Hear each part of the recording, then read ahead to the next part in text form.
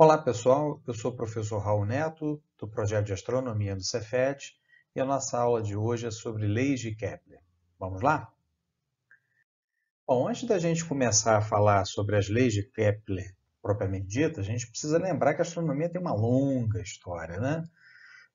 E a explicação até do surgimento da astronomia, e a astronomia é considerada a mais antiga das ciências exatamente porque foi uma das primeiras, ou se não a primeira tentativa, pelo menos do ponto de vista de registro, né, do homem tentar dar uma explicação sobre a vida, sobre o funcionamento do mundo, né, explicação e sentido, né, para aquilo que a gente experiencia todos os dias, né, por exemplo, a questão de sol, de dia, noite, dos ciclos da natureza, e também, além de ter sido uma necessidade que o homem teve de saber exatamente o período adequado, melhor para se plantar, para se colher, para pescar, para caçar, enfim. Então, o homem primitivo ele tinha algumas necessidades, e uma dessas necessidades mais importantes era exatamente saber o funcionamento da natureza, né? Saber quando um ciclo terminava e quando um ciclo começava, né? E ele tirou inclusive essa ideia a partir da própria observação da natureza de que o Sol aparecia sempre mais ou menos no mesmo lugar e se escondia mais ou menos no mesmo lugar. E a partir disso, a noção ou o conceito de tempo foi sendo elaborado como o período, né, entre a repetição de um fenômeno, né, ou seja, o tempo relacionado a um ciclo, a repetição de alguma coisa.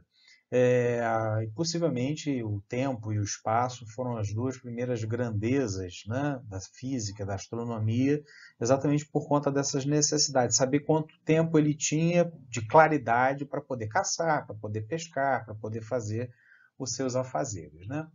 E essas observações foram sendo melhoradas a partir do momento em que novos instrumentos foram elaborados, foram criados também, né? Então, os primeiros observatórios foram feitos, com isso também calendários mais aprimorados, mais aperfeiçoados puderam ser desenvolvidos, né?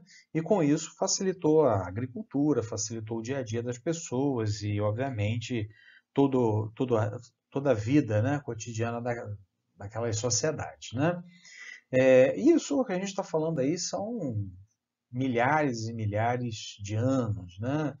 São séculos, né, de acúmulo de informação, desde a primeira observação, utilizando o próprio olho nu, né, para observar as estrelas, até o desenvolvimento de instrumentos que possibilitaram enxergar com mais profundidade, né, o céu, por exemplo, na invenção da luneta astronômica e mais para frente dos grandes telescópios e hoje dos radiotelescópios. Com isso, a visão de mundo também foi sendo alterada, né? Já se pensou que a Terra era o centro do universo e também já foi alterada nessa visão é, para que o Sol é o centro do nosso sistema e hoje a gente sabe que o Sol vive na periferia da nossa galáxia, que é uma dentre milhares de outras existentes, né? Então isso só foi possível porque novos instrumentos foram elaborados. Mas aqui a gente colocou aqui um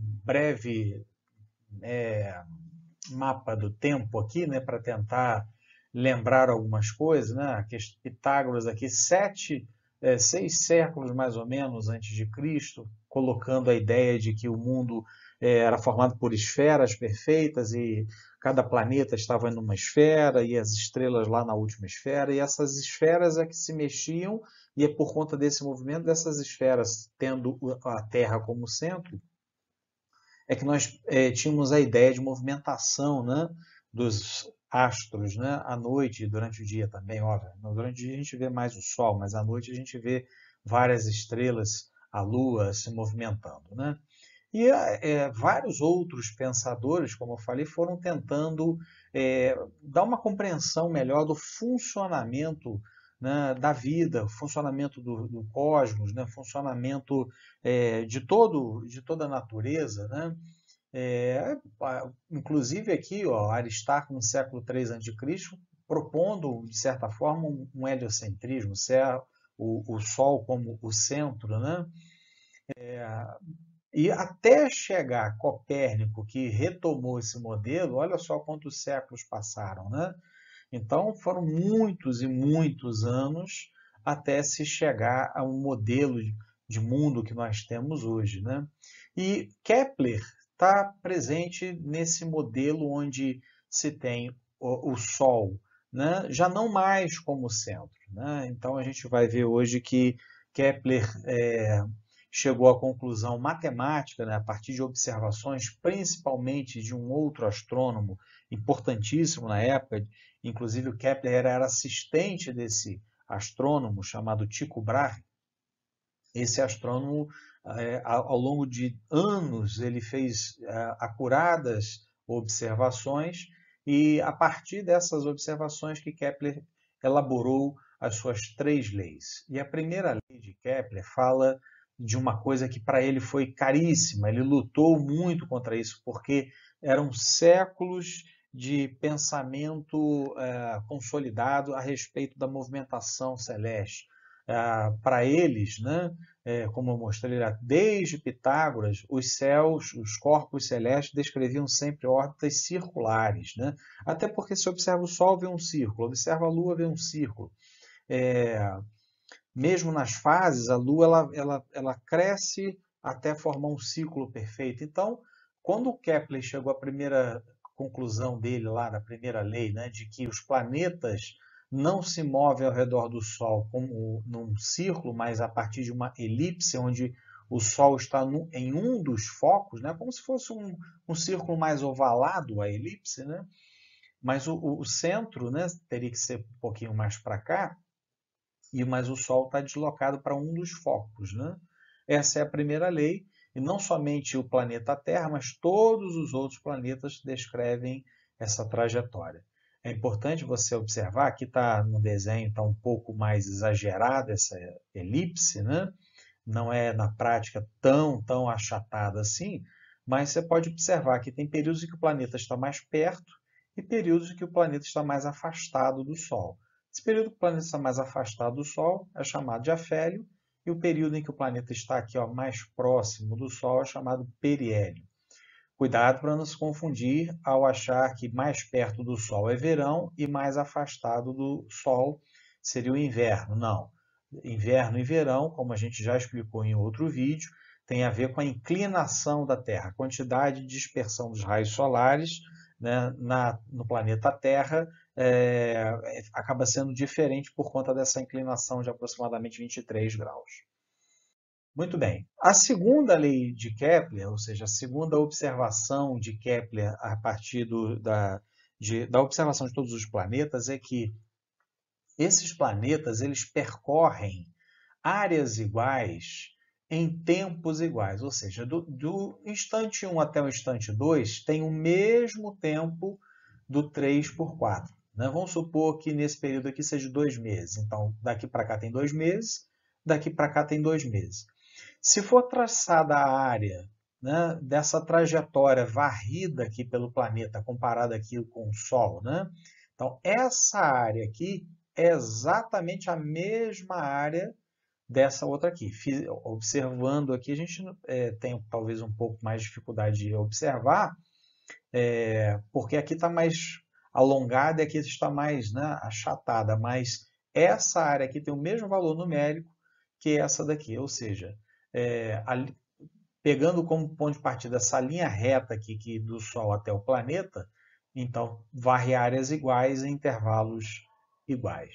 Observe o seguinte, da posição 1 para a posição 2, essa distância aqui é maior do que essa distância. A área toda varrida é a mesma.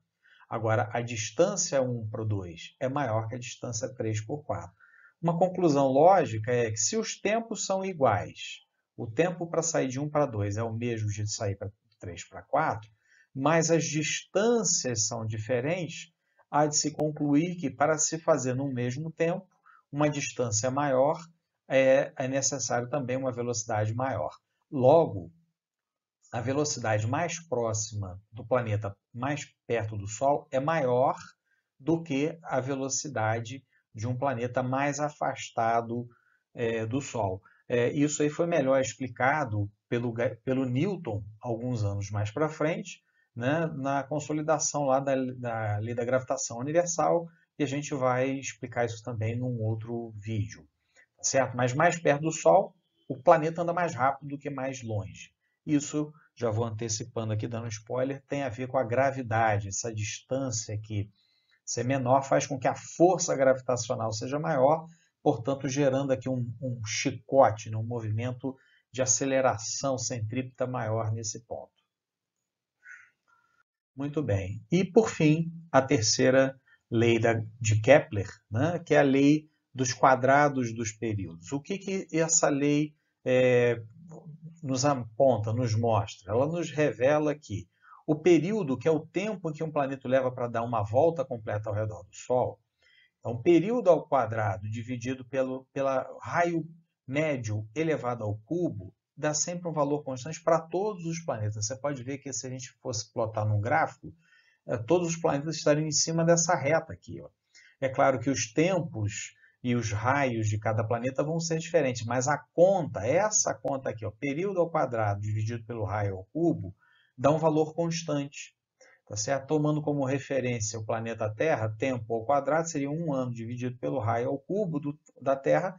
Esse valor dá o mesmo valor, dá o mesmo número para todos os outros planetas. Essa é uma lei que que sugere para nós que existe uma certa harmonia gravitacional no sistema solar, ou seja, as contas todas batem no mesmo resultado, provavelmente por conta de um ajuste gravitacional, certo? Bom, essas são as 3 leis de Kepler. Espero que você tenha entendido os rudimentos, né, dessas leis e na próxima aula a gente vai falar um pouco mais sobre a gravitação, que também é uma outra lei muito importante sobre o movimento dos corpos celestes, certo? Um abraço a todos.